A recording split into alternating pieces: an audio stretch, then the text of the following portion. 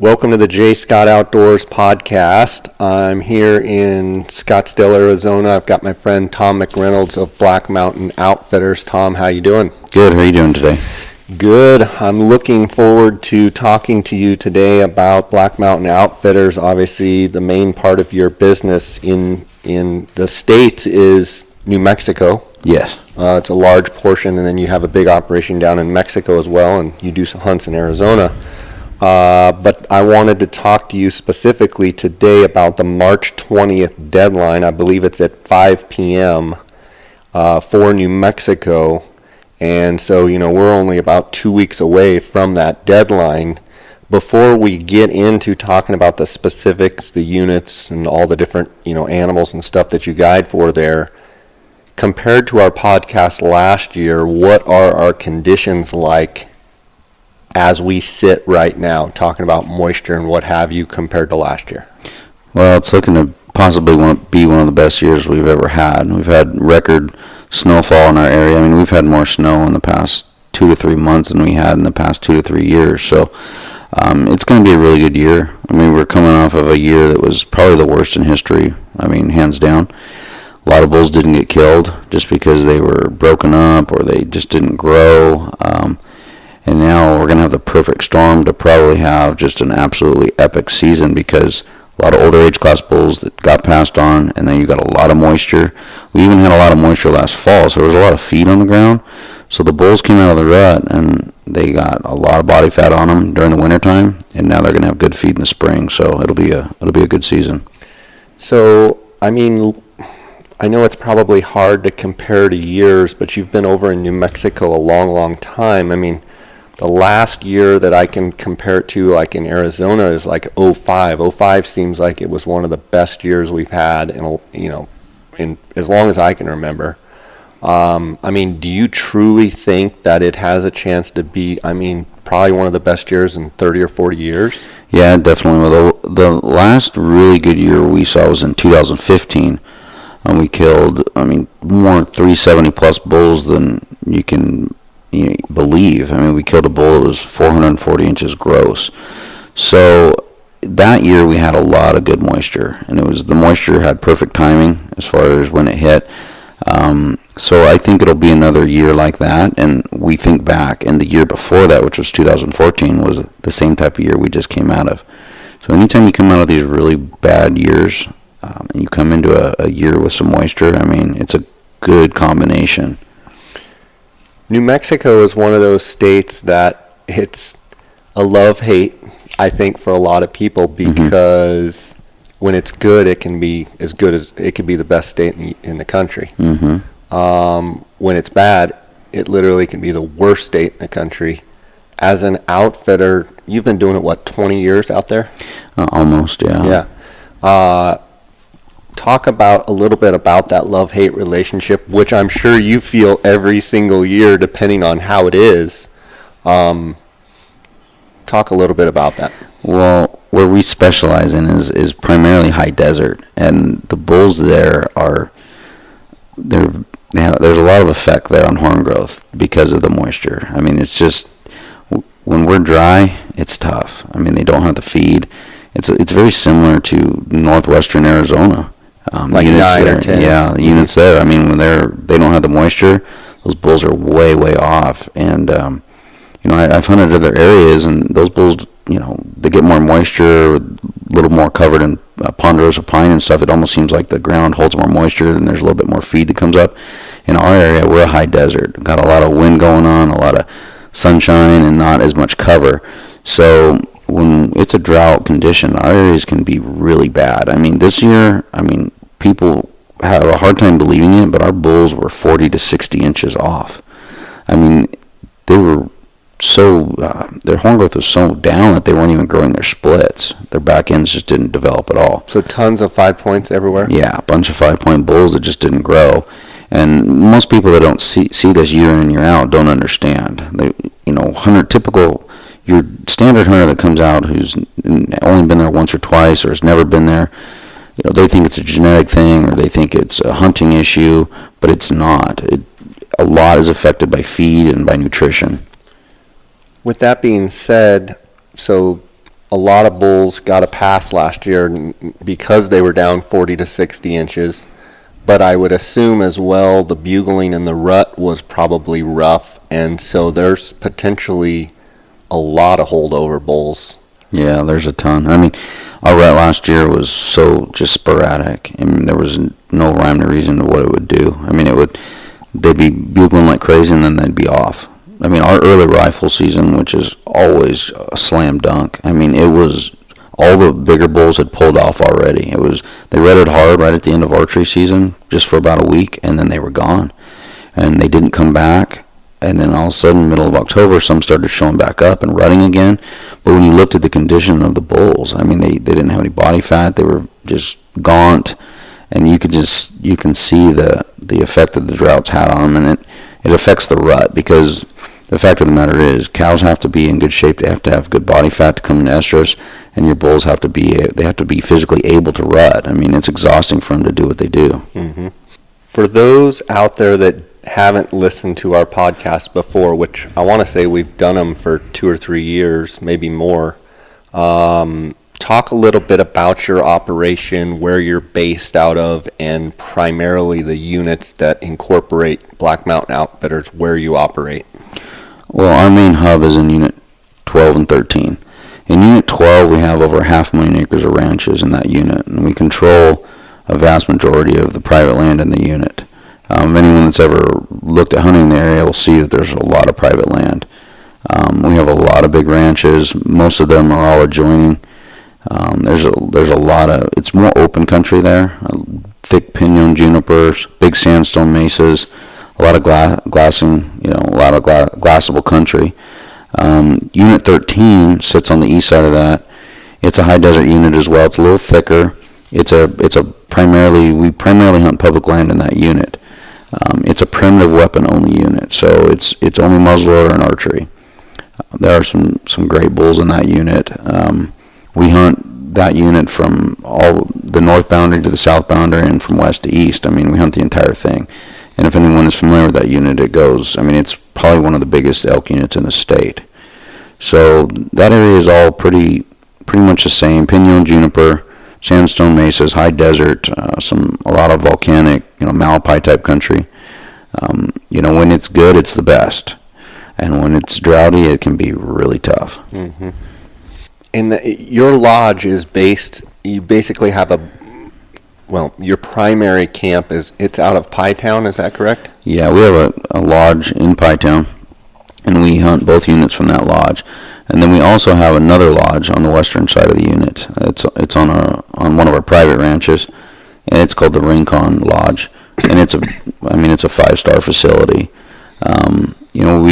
We've spent many years developing our Pie Town facility. We have a 800-yard shooting range there. We have walk-in coolers, walk-in freezers. I mean, we have the ultimate setup. It's built and designed for elk hunters, and there's been people that come every year with us for many, many, many years. I mean, some clients have been coming with us for 10 years straight. The Rincon Lodge is actually a place that we purchased recently, and we've developed that in the past 6 months, and it's become kind of our higher end, more private location that some clients like to be at. And it actually sits in a really good location in the unit so that they can hunt a little closer to the lodge. So you have 12 and 13. Primarily in 12 is where most of the private land is. 13 you kind of hunt from head to toe. But in New Mexico, they have a system where 6% of the tags go to non-residents that are in the non-outfitted pool. 10% of the tags go to non-residents that apply with an outfitter. At Black Mountain Outfitters, you guys handle all your own applications as well, or have a service, correct, that does that for people. Talk a little bit about the non-resident tag allocations and then how you guys incorporate your business to fill out applications and help people. Well, we have an application service for clients and random hunters that just can't afford to buy a landowner tag. I mean, we get landowner tags with all of our properties, and we actually have landowner tags that are unit-wide landowner tags that are valid on public land that we get from ranches. But a lot of guys don't want to spend all that money because those are the majority of the cost of a hunt. I mean, the landowner tags are expensive, and you see the demand for those rise every year, and you see the price go up. So for guys that don't want to spend that kind of money, the best thing to do is to get in the draw. It's significantly cheaper if you can draw a tag. You get really good odds going into the outfitter pool. If you look at some odds in certain units will be not as good and not as, it may not be as beneficial to be with an outfitter, but other units it's way better. So we have an application service that we provide, or that we can provide hunters with that option to go into the outfitted draw. Now we only apply them in the units that we operate. We don't really venture outside of that. There's multiple good hunts to choose from in our 2 units. They've opened up Unit 12 now, so it actually has multiple rifle hunts. So there's a lot of options for guys to apply with good odds. What people have to understand about the New Mexico draw is every year it's random. I mean, there's no bonus points, there's no preference points. It's just a random draw. But it's hands down, it's the best odds of drawing a tag. Everywhere for quality. Yeah, for quality, for what you're going to get. I mean, look at other states, and you may wait 20 years to draw a tag. I don't know many people in New Mexico that have waited that long to get a tag, and I know a lot of guys that have drawn tags. Out of a 5-year stretch, they'll draw 1 or 2 back to back. I mean, they do really well. So, I'm looking here. I did a little research on the Go Hunt Insider, who's a sponsor of this podcast, and I looked at Unit 12, and you've got the non-resident, non-guided. Obviously, the archery season is split up into 2 seasons, the 1st to the 14th and the 15th to the 24th. And then when you compare that same to the guided pool, for instance, the first hunt in Unit 12, the 1st through the 14th, the odds are 7.1% non-guided, and it's 11% guided. The 15th through the 24th, the non-guided is 3.6, and the second hunt guided is 9.3. That's a huge difference applying with an outfitter. yeah, I mean, you're looking at almost Twice. 3 times. Yeah, twice almost, to 3 times. Yeah, So 2.5 times. yeah, there's huge benefits to it. I mean, if a person just wants a do-it-yourself hunt, then they're going to have to apply on their own, because New Mexico is very strict on applying with outfitters. I mean, How does it work? You have to have a contract signed with the outfitter before you can apply with them in the draw, and you have to be guided a minimum of 2 days. We do all of our hunts fully guided. So, you have to play by the rules if you're going to enter into the outfitter draw. There's a reason they have it set up that way, and they've actually became very strict on it lately. And so, a lot of people try to skirt the system, but they're just asking for trouble if they do that. So if someone wants to come elk hunting, let's say that there's a listener out there and they say, Tom, I want to join and join your group and have you fill out and do all the applications for public land, and I can't really afford to buy a landowner tag. But then there might also be a listener that says, I want to come hunt this year with you. I want to buy a landowner tag. I'll also apply whatever you tell me to do. How do you handle both case scenarios where you have someone that just has the resources that says, get me the tag, because you could also apply them for the tag? How does that work? Well, we offer, even the people that want to have a landowner tag and a guaranteed hunt, we lock them in with a landowner tag. And then we also offer them the service of applying them for the draw. And we actually, if they are booked with us on one of our set dates or set landowner tags, we don't charge them anything to handle their applications. We handle them for free. So, there is an advantage there. A lot of guys take advantage of it. Some of the guys that book landowner tag hunts, they don't even want to mess with the draw, but a lot of them do. So we actually put them in the draw. The other, clients that can't afford the landowner tag and just want to go into the draw, all they have to do is contact us, and we email them a packet. They fill it out. It's very simple to do, and then we handle everything from there. Okay. This year, obviously, the season structure dates, the 1st to the 14th and the 15th through the 24th. I know I've talked to you before how the first hunt at times can be a little finicky here or there, but then on years, sometimes it can be lights out. Historically, I think you've said the second hunt is a little more consistent as far as bugling, but then you kind of have bulls that are locked down with cows and what have you. Talk about how you see the two seasons playing out this year compared to maybe other years. I think that this year, that early season is going to be it's going to be the ultimate. Because the cows are going to be fleshy and feeling good, and you think the rut will just get going? Yeah, the better shape the elk are in physically, the earlier the rut is typically.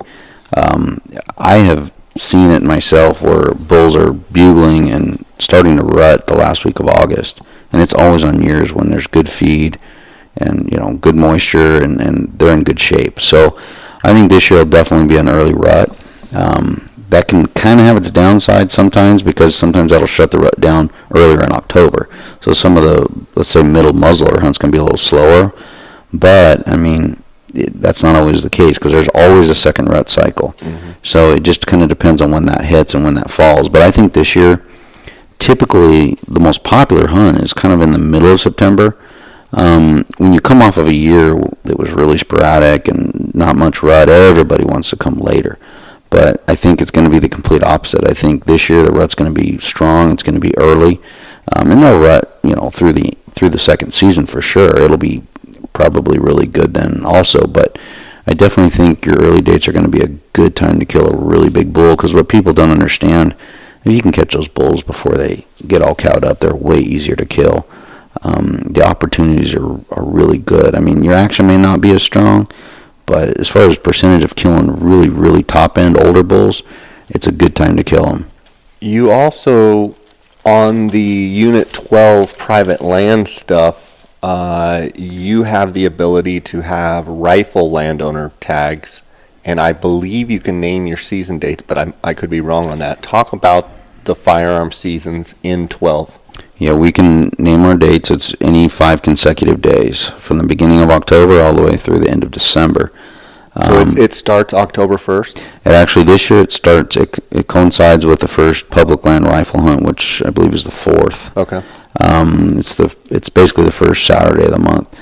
They pushed it back. It used to be the 1st. Now it's pushed back a few days, but that won't really affect anything. The bulls will be in full rut then. We set our own season dates internally, just because we like to structure it where it coincides with the public land season dates, because we have a lot of hunters that draw public tags, so that's when they're coming. So yeah, we have hunts all the way through from the beginning of October all the way through the end of December, and we also have cow elk hunts. We do a lot of management on our ranches, so we have cow elk hunts that start at the end of October and run all the way through December. On a year like this, and I'm going to kind of put you on the spot here, in 12 and 13, talk about average quality of bulls on public and on private. Obviously there's probably a difference, probably a little better on private. But whereas last year, probably finding many bulls over 320 was tough, on a year like this, is it like a 300 to 350 type hunt? Or is it lots of bulls in the 330, 340s? Or is it, no, there'll be a lot of bulls over 350? Talk about your range of average bulls, and then some of the top end, better end stuff you'll see. On an average year, we would call it, like the private land, we'd call it a 320 to 350, 360 type hunt. There's always some bulls bigger than that get killed. This year, I'll probably bump that a little bit and say it's going to be more of that 330 to 360 type hunt. On years like this, even younger bulls are getting, they're getting to be 330, 340, even if they're not quite mature yet, because they've just got the feed. Granted, that is if we get what we think we're going to get for feed coming up in the spring and the early summer. This year I'd say it's a 330 to 350, 360 type hunt, but there's definitely going to be, in 2015, we killed a lot of 370 plus bulls. Multiple bulls around the 400 inch mark. The bulls just grew really, really well. So, on top of it, you got a lot of bulls in the unit that didn't get killed last year because they just didn't have it, and so they got passed on. The thing that people don't realize about the public land in Unit 12, in the past, there has been virtually no public tags in the unit. The public land hunting in that unit is very, very good.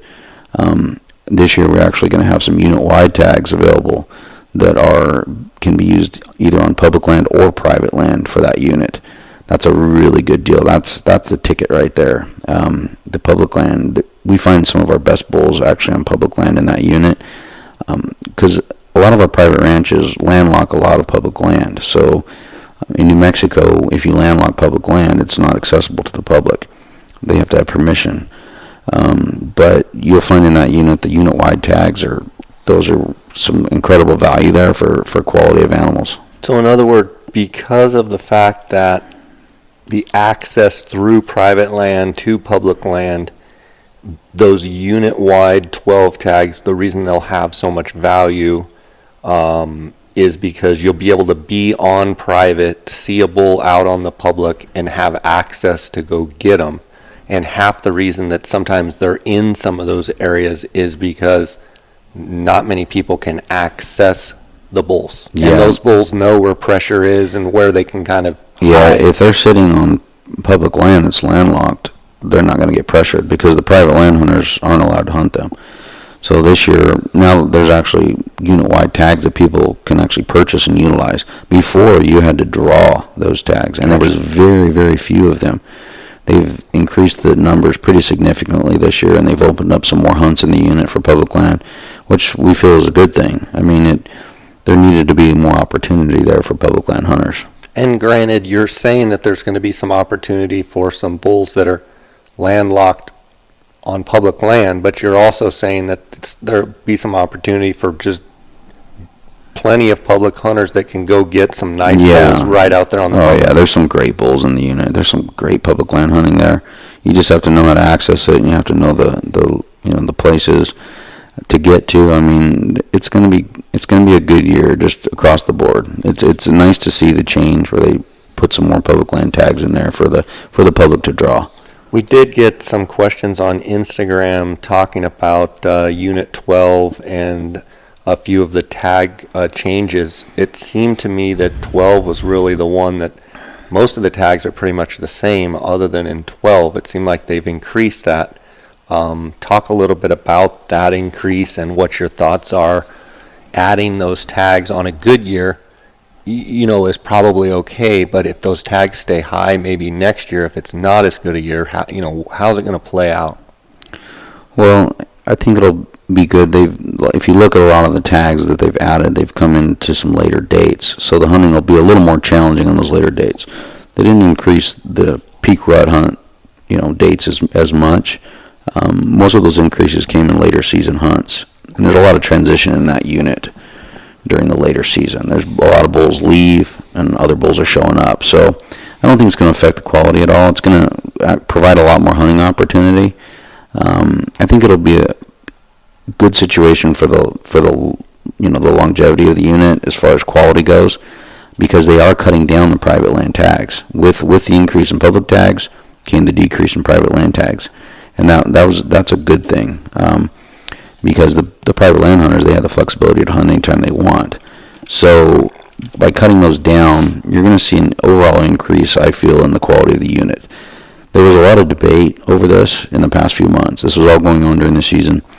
The Game and Fish wanted to take Unit 12 and manage it as a core elk area, and they decided, and we supported that.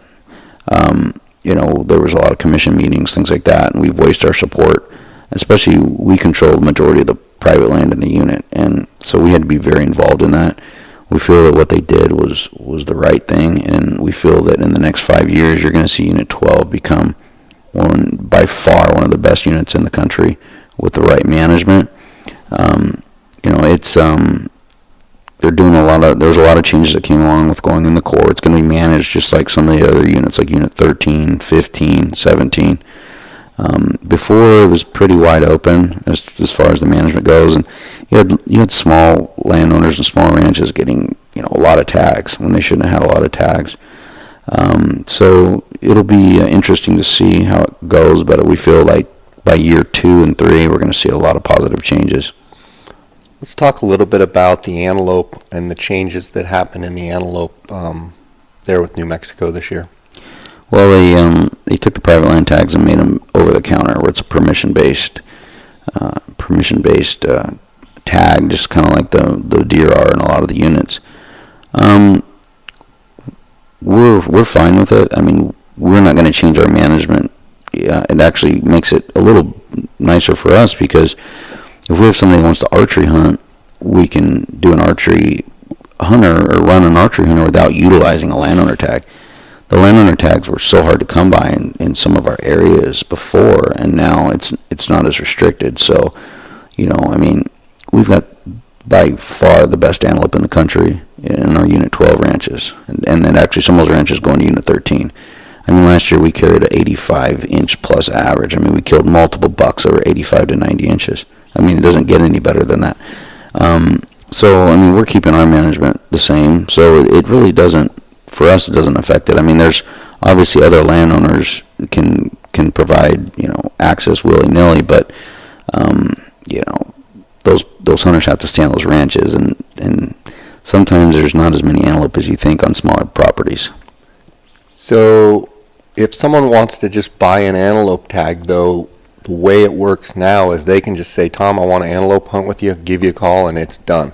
Whereas before, they were the private land antelope tags were really hard to get, and then if they put in through the public, they were specified they had to hunt a certain property. Now they can hunt anywhere, right? Yeah, now they can hunt anywhere. So do you think the quality, if not managed correctly, the quality could potentially go down over time? It definitely could if it's not managed properly.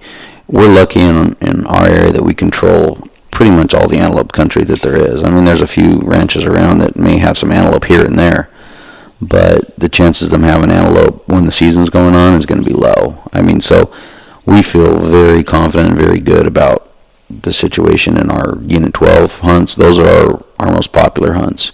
We've got 300,000+ acres in the eastern side of the state, and the antelope numbers over there are just through the roof. I mean, even over there last year, we killed multiple bucks that broke the Boone and Crockett average. I mean, a lot of 82 to 85-inch antelope.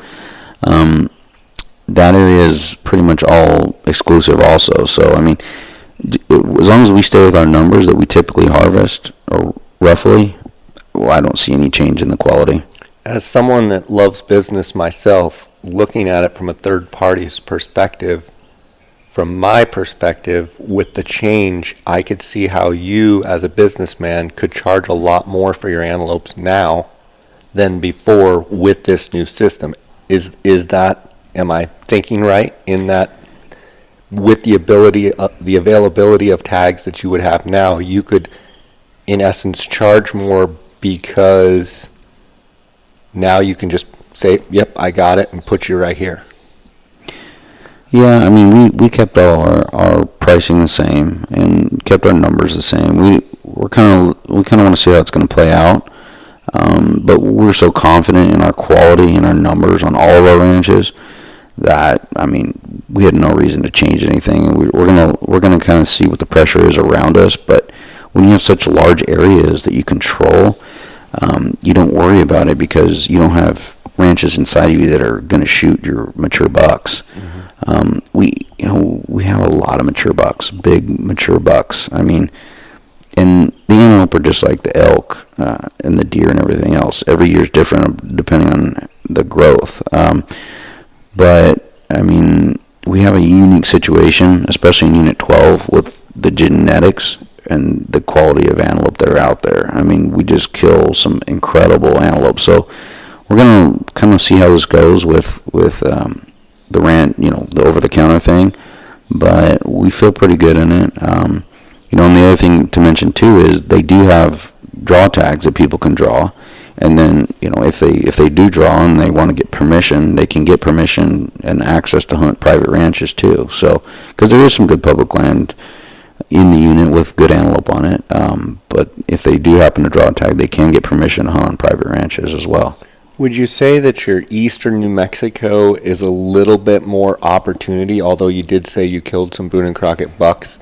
You have a little bit of a different situation there where you've got some super high quality bucks in 12, but a little more opportunity over on the eastern part of the state, but still giant properties that would give a great hunt, but maybe not quite as good a quality. Well, I mean, what we found over there, if guys will just hold off the trigger, they can kill just as good of a buck, but they have to hold off the trigger. Because they're seeing so many, it's an Yeah, opportunity rich. they're seeing 20 to 50 bucks a day at least, and there are some big bucks out there. They just have to hold off the trigger, but most guys can't do it.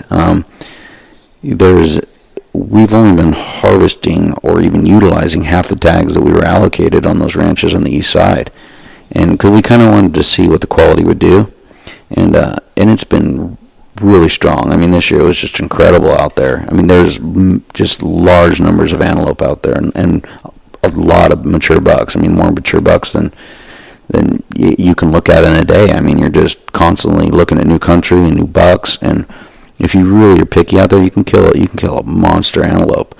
On the west side in Unit 12, you're not going to see nearly as many antelope, not as many bucks, but the bucks you see, the genetics are phenomenal, and the age class is there. So it's we've killed multiple bucks that are around the 90 mark on the west side. Last year, the biggest buck we killed on the east side was high 80s, but a lot of those, 82 to 85 inch antelope. I want to take just a second here and thank the sponsors of this podcast. I want to thank GoHunt.com. My friend Cody Nelson of 20 plus years, he is the optics manager there at the gear shop at GoHunt.com. If you have any binocular, rifle scopes, spotting scopes, tripods, any glassing techniques, or anything you want to talk to Cody about, if you want to buy optics, if you want to discuss different optics questions with him, you can reach him at 702-847-8747. That's extension 2. You can also send him an email at optics@gohunt.com. I also want to thank GoHunt.com Insider. They're also a sponsor of this podcast. And like I just went over here with Tom on talking about Unit 12, GoHunt provides the odds there where you can see they break it down for non-guided and guided. And I gave the example where, say, the first hunt in Unit 12 is a 7.1% non-guided, but an 11% draw guided. And they break down for deer. They break it down for all the different animals. I want to thank GoHunt Insider for their sponsorship. I want to remind you guys that you can go to gohunt.com/jscott, and you're going to get a $50 gift certificate immediately for just signing up. So go to gohunt.com/jscott. I also want to thank KUIU. That's KUIU.com. KUIU Ultralight Hunting. That's the gear that I wear on all my hunts. I believe, Tom, you like wearing KUIU gear. I've seen you in pictures before. Definitely. With KUIU gear. And I want to thank KUIU for their sponsorship. I want to thank Canyon Coolers based out of Flagstaff, Arizona. If you use the JScott19 promo code, you're going to get a 10% discount. Also, phonescope.com. If you use the JScott19 promo code, you're going to get a 10% discount. And then onxmaps.com. onxmaps.com. If you use the JScott19 promo code, you're also going to get a 20% discount. All you got to do is go to onxmaps.com. You go ahead and buy the app, whether you get the one state or you get the premium, which is all 50 states, and then they'll actually send you an email. You type in JScott19, and they're going to give you a 20% discount there. So thanks to the sponsors. Tom, we had I put it out yesterday on Instagram, some questions, and a couple questions came in. One is from Brandon.Cassidy, says, best youth hunts to apply for non-resident. Now, he's obviously talking about all of New Mexico. I want to kind of shape this question and say New Mexico does have some incredible youth opportunities. How does that pertain? How do the youth hunts pertain specifically to the units that you hunt in? Well, Unit 13 has a youth muzzleloader hunt that is actually a week before the general adult season. I mean, it's the best possible dates you can hunt. And most people don't know that you can actually utilize a landowner tag on that. If you had a unit-wide landowner tag for 13 muzzleloader, you could validate that for a youth hunter on the youth season. I mean, this year it starts that first Saturday of October. I mean, the bulls are in peak rut. I mean, it's a phenomenal opportunity. Unit 13 has a season, and then Unit 15 and Unit 17, they all have youth seasons available for muzzleloaders. The kids always get opportunities at just great bulls because the bulls in those primitive weapon units are in peak rut during those times. They haven't been hunted at all except during archery season, and they've generally by then had a week and a half off where there's been absolutely no pressure.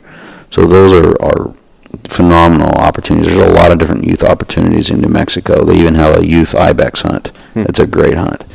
And the odds are usually pretty good. They're not as good as they used to be, but if most people don't realize that if they aren't lucky enough to draw, they can actually use a landowner tag for some of these hunts. Interesting. There's a question here that says, thoughts on modifications in antelope regulations, will quality change? Obviously, we talked about that a little bit. What's your thoughts on a statewide basis, though, with the change to OTC? I mean, in areas that the ranches are broke up and smaller, it could be a bad situation.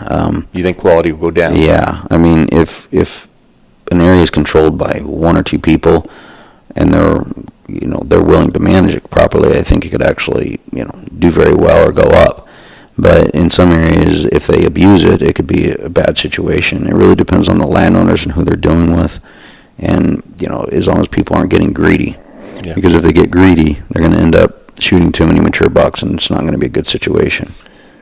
But on the contrast, if they did get greedy, it would only make stuff like yours where you have huge tracts of land, it would make it even have more value because yes, it would. They're going to because probably what's going to happen is they're going to shoot out some of those areas, and it's going to create more of a value for places like you in 12 where you have pretty much every private piece of property under control there.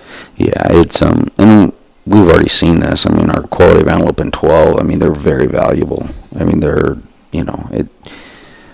there's a lot of places you can go hunt antelope, but to find antelope to have a chance of killing a buck that goes 85 to 90 inches, there's a lot, they're very rare, and there's a lot of value in that.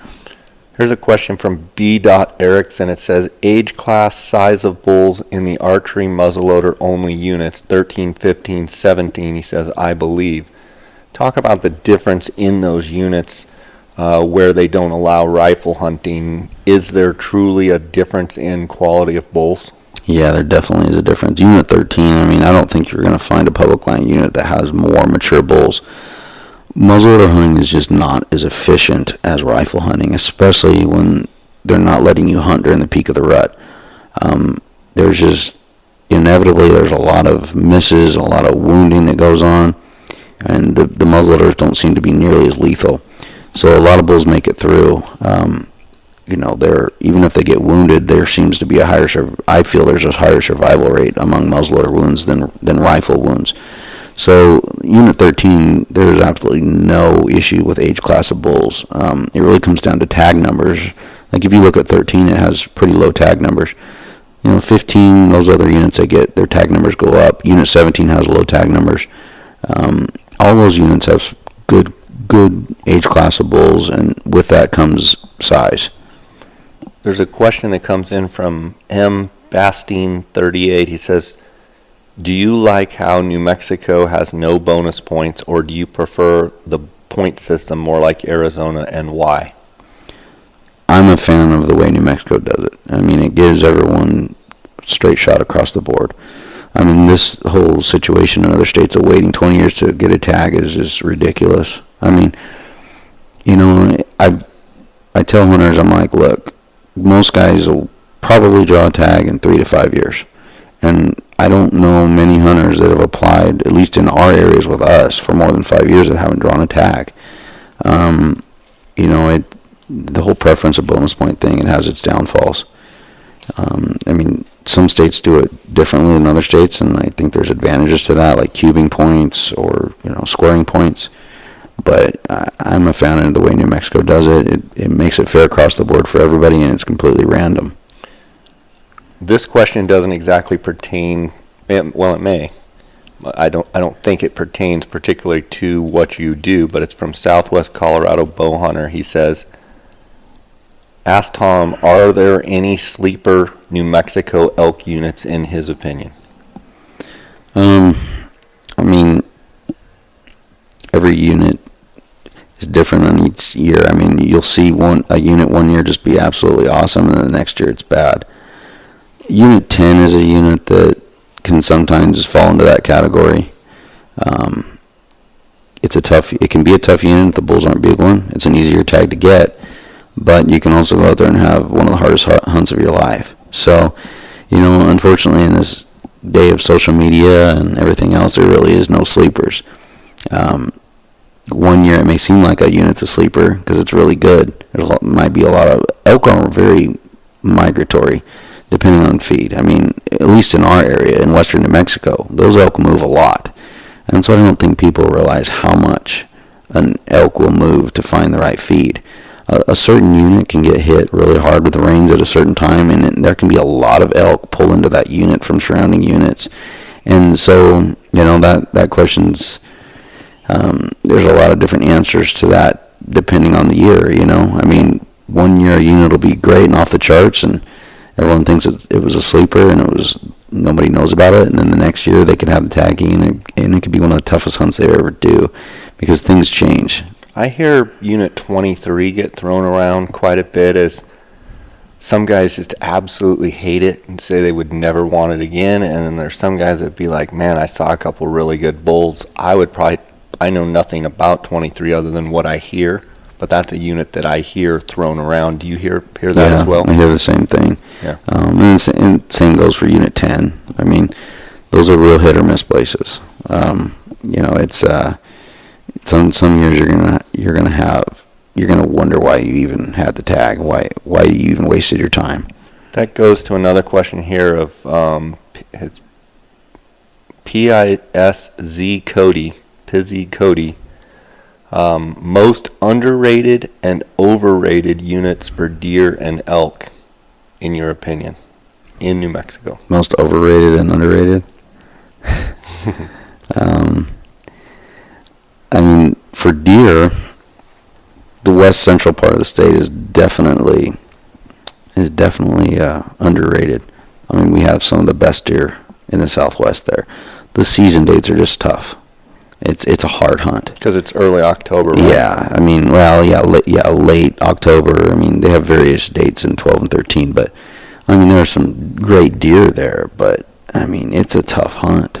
I mean, the quality. I mean, we've seen deer that'll blow your socks off every year. I mean, we see great deer, but it's tough. So, if guys want to be in an area and hunt really big deer and know that they're hunting big deer, 12 or 13 has opportunities like that, but it's always going to be a tough hunt. I mean, we offer some private land hunts in Unit 12, and we've got some of the best deer in the country there, but the dates are very tough. If they gave you better dates, if they gave you the same leeway that say they do with the elk and the antelope, could you guys consistently kill a couple good bucks? Oh yeah, every year we could kill some really big deer. We had an archery hunter last year. He shot a really big buck. It happens. There's big deer around, but the dates are just tough. So like we offer some of our hunts. We offer them more like a harvest fee basis to try to be fair to the hunters and give them the opportunity to hunt big deer. So that's one of the more underrated things. We don't outfit in the northern part of the state, but like the units like 2B and 2C. Do you think they're overrated? Or do you think they get hyped just because New Mexico in general is not really good for mule deer? Yeah, that it gets hyped up that, the best units, they probably wouldn't even be in the top 10 of Arizona units. Yeah, I mean, I definitely do. I know, because I know a lot of clients that have had tags up there, and they're all disappointed, and there's so much disappointment there. A lot of these tags people wait their whole life to get, and they get them, and then, it's just not that good. It's not that great. So, it's, and a lot of times it depends on what year they're hunting. I mean, I can guarantee you there's a lot of people out there that hunted New Mexico last year and even Arizona, and they have the opinion that wherever they hunted is overrated. Yeah. But watch out for this year, man. Yeah, I know, and it's like you'll turn around this year coming up, and the same units that were a 0 last year are off the charts. You'll just see it. There'll be a huge difference. And we felt it was tough in our area, very tough. But when we went to our trade shows in January, it was very interesting to talk to other people who outfit in different areas, who I've known for many years, and to talk to clients that hunt in different areas, and everyone said the same thing, and it brought a lot of light to the situation. It just wasn't one region; it was everywhere. And of course, there's always some big animals that get killed. I mean, there just always is. I mean, inevitably, there's, when you have this many areas that have good genetics and good age class, there's going to be some big animals killed. So I'm not saying there weren't any big animals last year, but just an overall average. In our situation, we see that average because, we have a lot of different hunts we run. We have a lot of private land. We see the average. We know what the average is because we deal with it for multiple months straight. And so, and that average was just everywhere in the Southwest.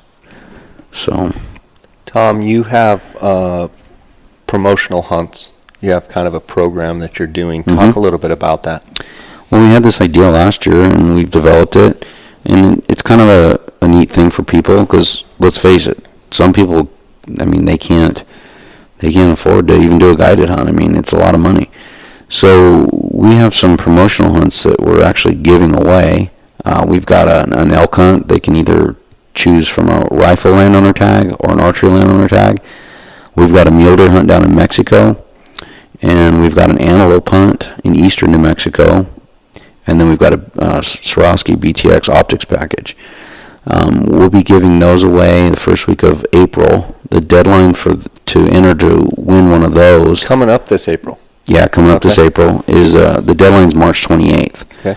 But what people need to realize that if basically to enter you have to become a member of our hunting club, okay?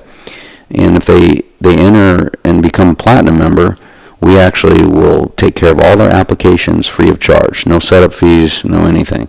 So becoming a platinum member of our Black Mountain Hunt Club is a good deal because first of all, you'll have a chance of winning one of our hunts or the BTX package, but you'll also can enter the New Mexico drawing free of charge with no setup fees and no application fees.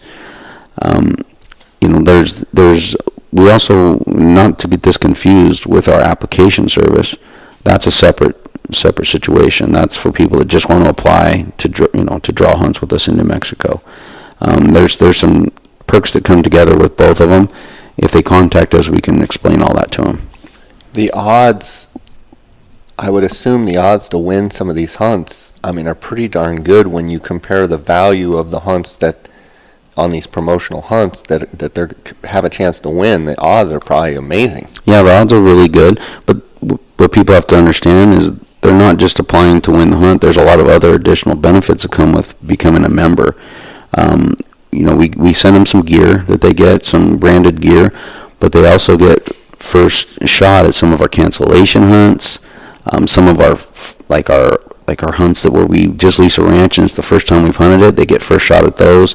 There's a lot of benefits that members of our hunt club get, not just, the chance to win a hunt. If they don't happen to win the hunt, they'll get first on our list for our cancellations, our discounted hunts, things like that come up. Inevitably, there's guys that can't make their hunt.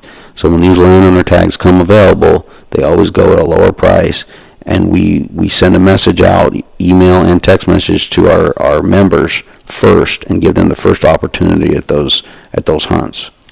How do people learn more about it? Where do you want them to go? Just visit our website, bmohunts.com, and then at the top of the page you'll see a link for promotions, and then click on the promotions, and it'll take them into the 4 different the promotions that we're doing right now. It'll also show them the different levels of membership. Let's take a quick second here and talk about two different things. I want to talk about your South Dakota operation, mention it a little bit, talk about how last year went, and then let's also talk about your Mexico operation. Get a little status report on both of those. South Dakota has always been a consistent producer for us. We've been outfitting there for many, many years. We have some great mule deer. The thing about South Dakota is it's all private land. Our average on mule deer there will be in the 180s. We run 100% on rifle hunters. Every year we'll kill some deer that are 190 to 200 plus. South Dakota is a sleeper when it comes to mule deer. There are some phenomenal mule deer there, and whitetails. What are the season dates? Is it a good season? Yeah, right during the peak of the rut, middle of November. We also have great whitetails there also. probably the biggest sleeper for whitetails. I mean, we can consistently go out with hunters and kill 150 to 170 inch whitetails. I mean, I'm talking 100%. I mean, you shouldn't shoot a whitetail unless he's 150, 160. The rifle hunts are draw. Okay, they're on a draw basis. That's the one downfall. And it takes, you can draw your first year, but it usually takes second or third year you'll get the tag for sure. Bonus points or no? Yep, they have preference points. So, and they cube the points now. That's a new system that they started this year. So they cube points. So by the time you get to your second year, you're most likely going to get the tag. The third year, you should be almost guaranteed. Archery tags there are over the counter. Now that's probably going to change the following year, but this year they're still over the counter. Good dates or no? Very good dates, and the dates are wide open. I mean, we can start at the end of September, beginning of October, and hunt all the way through the end of December. So typically what we do for our archery hunters, we let them hunt prior to rifle season. So the deer are starting to rut. Archery hunters get first opportunity at the deer before rifle season starts. Wow. I remember following on Instagram and saw last year, it seemed like some pretty good bucks. I was like, whoa. Oh, yeah. Yeah, every year we kill some really nice bucks. The only time you'll see that take a dip is if they have a winter kill. Winter kill will just wipe out all your older age class deer. But how are we sitting now? How does it look? It's looking pretty good. It's not. We know when we're gonna have a bad winter. When it comes in right during the rut or right after the rut and just gets nasty, that's a bad deal because the bucks don't have a chance to recover. If they have a chance to recover, it's usually always going to be a good year the following year. Let's talk about Mexico, Black Mountain Outfitters, Mexico. Well, or at least our area in Mexico was the same situation we saw in New Mexico. I mean, our area didn't get any rain whatsoever. I mean, if you look at the deer we killed, I mean, their bodies were their body weight was so down. The horn growth just was not there. I mean, it was a struggle to find big deer. I mean, these deer are 10 to 30 inches off. I mean, it was just crazy to see it, and to happen in two areas was very rare and hard for you mentally to take. Yeah, I'm sure. It was a mentally exhausting and grueling season because when you go from New Mexico where you've got horn growth issues and you go to Mexico, it's the same thing. It's challenging. So, but I mean, I've been doing this a long time. And after trade show season, I actually felt better about the whole situation because I was like, well, I got the hint. I wasn't the only guy around that had a tough year. So once you realized and talked to other people and they were telling you, oh yeah, we got shellacked too, yeah. You're like, okay. Yeah, but you talk to a lot of clients. You know, some clients, they hunt here and they hunt there. You know, they bounce around a lot, and it was the same story across the board. It didn't matter. So, Mexico in our area was really tough, but we had an opportunity. We did well on our sheep hunts. We actually just killed a really big ram recently. The sheep are always great. I mean, the sheep hunting's always solid, but we had an opportunity. One of our ranch owners we found out he owned some ranches that were actually really close to the border, and we looked at those ranches, and we actually ended up leasing a couple 100,000 acres of ranches that have not been touched. They haven't been hunted. We've been down there the past month looking at these properties, and they're some phenomenal places. So we're excited to kind of get that up off the ground. Very conveniently located from Phoenix. Hang on just a second, Tom. The fountain just went off, and it's making a little noise. Hang on. Okay, I'm back from fixing the window there. The fountain went off. You're talking about finding some new ground, and you're kind of excited about these new ranches and opportunities for mule deer, coos deer, and sheep, all three? Mainly mule deer. Okay. These new ranches they're in great mule deer country, great genetics around the area. We were able to lock in 7 ranches, and then we actually locked in a couple more ranches the other day. It's a very large area. I mean, we're talking over 200,000 acres. These ranches haven't been hunted. The owners have never worked with an outfitter before. We're excited. We have a really nice facility that we have there that we're going to invest a little money into, make it almost a 5-star place. And the great thing about it is it's only 3.5 hours from Phoenix. So we're going to be changing the dynamics here of hunting Mexico. Taking the Hermosillo flights out of the equation, It makes things a lot easier. Fly right into Tucson. Or fly right into Tucson or Phoenix, and we can take you right down. We cross a lot at the border, and no problems at all. It's very easy, very simple, very safe. Some places in Mexico are very remote as far as, having the ability, cell phones and, communication. This area is not. I mean, we have great cell phone service there, highway access. I mean, it's a good deal. We're really excited for these ranches. They haven't been touched. We know for a fact they haven't been hunted. We've done a lot of on-the-ground scouting in the past few weeks, and we negotiated good deals to get this all going. It's going to be a long-term situation, and, any time you hunt Mexico for mule deer, it can be tough. I mean, it's just all there is to it. Hunting desert mule deer, whether you're in Mexico, Arizona, it's not easy to kill big deer in the desert, but we're pretty confident in this new setup and this new area. So, and we still have our other ranches down south, and it was just really dry there. I mean, you'll see that change. It'll get rain. There's a high density of numbers of animals down there and some good genetics, but we need to get some rain again. You also do desert sheep hunts. Talk a little bit about that. Yeah, we do desert sheep hunts. They're free range hunts. A lot of people, they're blind to what, goes on in Mexico. There's multiple different types of sheep hunts in Mexico. You've got your high fence hunts, you've got hunts where rams are released, and you've got true free range hunts. What we do is all free range. We only take a couple guys a year. We always do really well. Most clients that go on these hunts, they just want to kill their desert. They're not looking to kill a giant desert ram like a Tiburon type ram. They're just trying to get their desert sheep. They're trying to get their slam. So, and that's what we specialize in, is taking guys like that. We've been 100% success so far on our sheep hunts,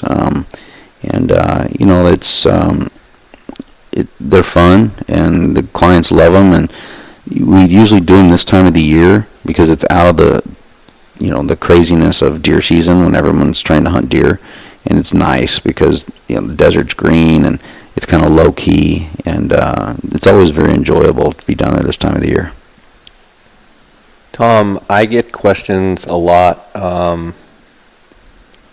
Young guys wanting to be guide and outfitter. Young guys wanting to be, quote unquote, in the industry. Wanting direction of, should I do it? What should I do? How do I get into it? How do I become an outfitter? How do I become a guide?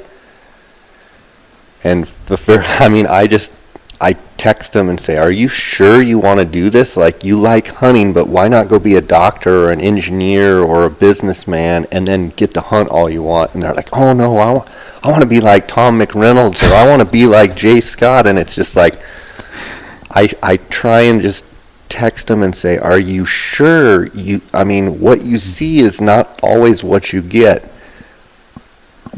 With that being said, with that disclosure, which I'm sure you would have just started out, you started out as a young guy. Both you and I are relatively the same age, and we've been doing this a long time. What advice would you give to a younger person that they're just dead set on wanting to get into the business? What would you tell them?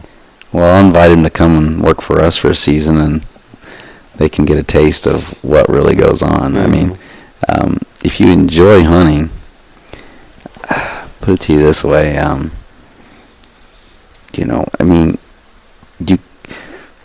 getting into the business can be a challenge to your hobby. Like me personally, it's a challenge for me to hunt personally anymore. There's just a lot of reasons for that, but you mean because you're in the industry and you love to hunt, but you have to be on your game with your business during the exact time when you would actually like to be hunting. Is that exactly what you mean? Yeah. I have to prioritize what's going on with clients and camp and everything else. I have to prioritize that over. If I have a great tag, it doesn't matter. And I find myself a lot of times I'll get a really good tag, I'll draw a tag. I'm just like everybody else. I'm applying for hunts, and my wife and my family and things like that. And when you're in the business, you have to prioritize your clients and your work over personal hunts, over family hunts, and that's a tough situation.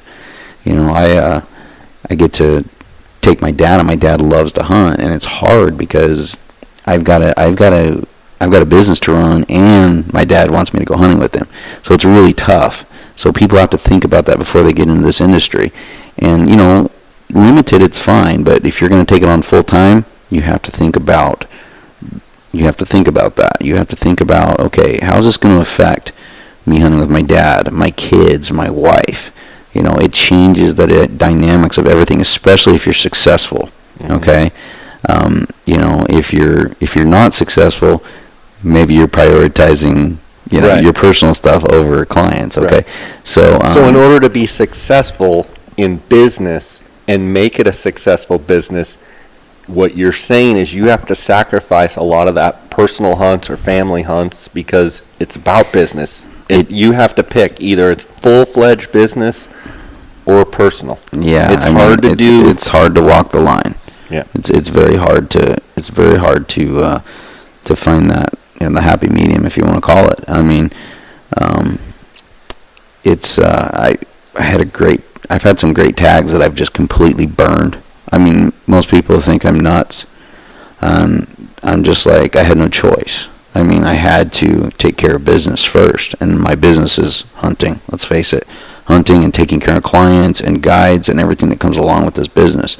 And it's funny when people come and work for us the first year, they have a whole different perspective after a season.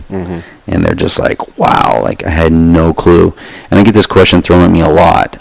Especially this time of the year, people run into me or see me or ask me what I do. And I mean, it's just random places. And I tell them what I do.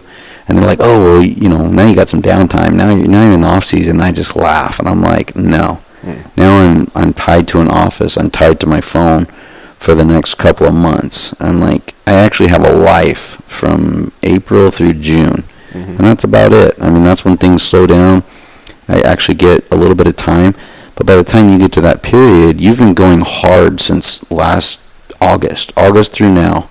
I mean, we're still not through our New Mexico deadline, which is March 20th. I mean, it's going to be craziness until March 20th. And then once that passes, then it'll start to slow down. And you get a small window, but inevitably, I mean, it never stops. There's always, with any business, you always have, you know, things that have to be done. And, you know, people just, they have this big, you know, image, this big image of what it is.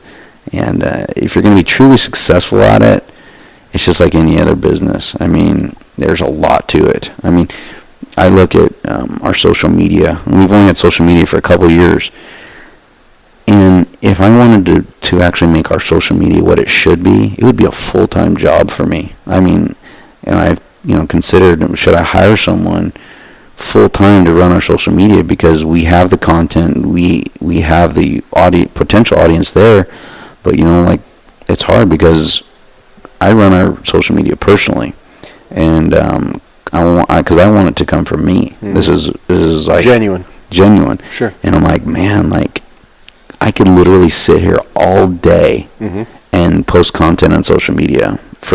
I mean, I've been doing this almost my entire adult life, and what I have in my photo banks and everything else, I'm just like, man, but it would be a full-time job. I mean, you know, it's just like any other business. The more work you put into it, the more success you're going to have.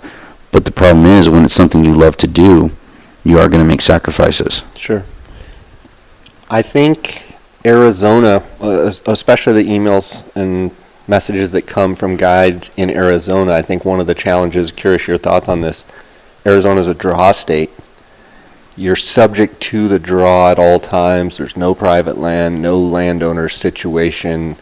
In my opinion, to guide and make a full living on public land in Arizona is very, very challenging. I notice you have South Dakota, you have New Mexico, you have Mexico.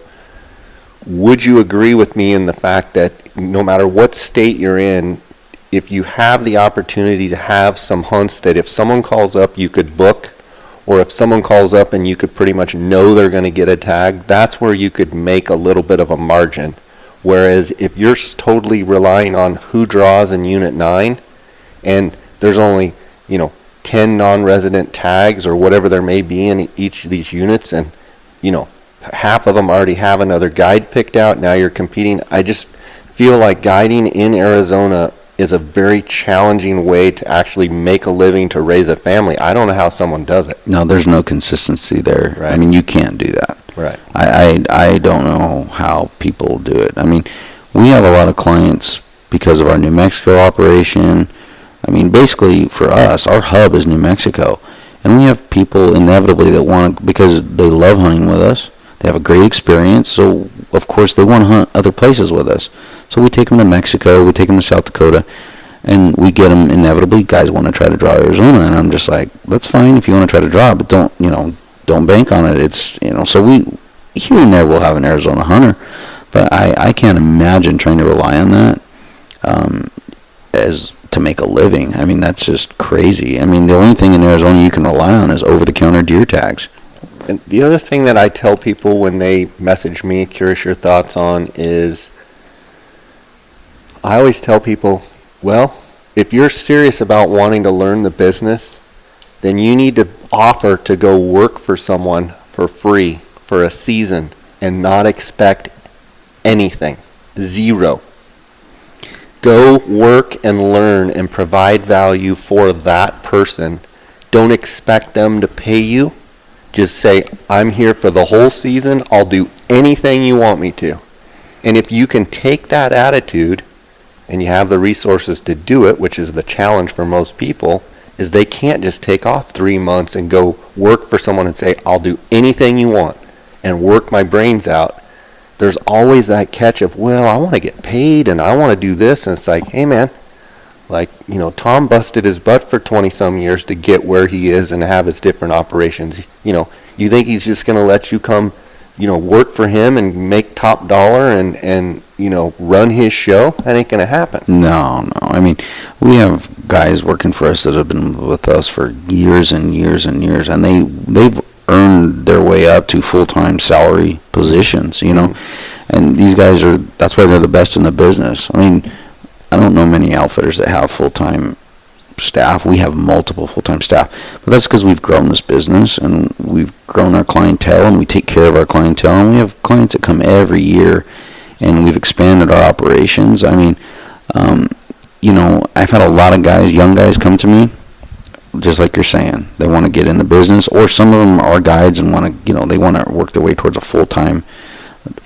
situation. And it's funny, we'll be at trade shows, or we get emails all the time with resumes. And we've got some of our best guides that way. And they come in and they learn, and man, they just work their butts off, and they end up becoming one of our best guides. Yeah, and I think, with the right attitude and realizing that, hey, if you're going to go work for Tom, he gets 50 or 100 of these a year. People wanting to come work, and it's like, hey, he'll hire you, but he can hire 15 guys right behind you if you slack off or expect this to be an easy gig.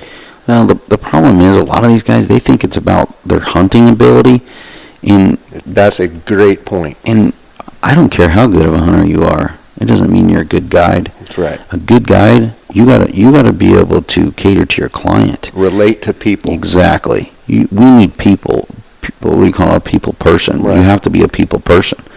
I just run into that all the time. The ego, what I see is, I'm a great hunter, so I'm going to be a great guide, and they're 500 yards, their client's 500 yards behind them. When the client finally catches up, they say, where you been? And you got to be the opposite. You got to be the guy that's right with your client, talking, communicating.